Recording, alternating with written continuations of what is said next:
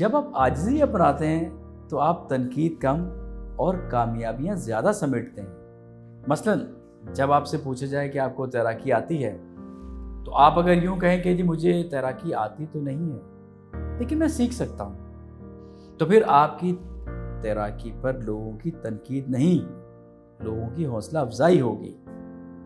آپ جب دریا عبور کر جائیں گے تو لوگ تالیاں بھی بجائیں گے۔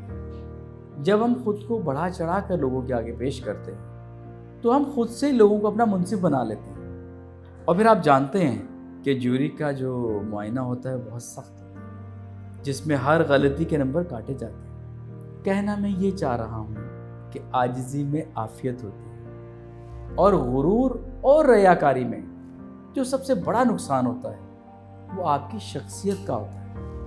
ایک فرد کے لیے اس کی سب سے قیمتی شے اس کا تشخص ہے، جس کے لیے اس کو کیل کانٹوں سے بھی نہایت عاجزی سے گزرنا پڑتا ہے، پھر کہیں جا کے وہ ایک قابل اعتبار شخص بنتا ہے۔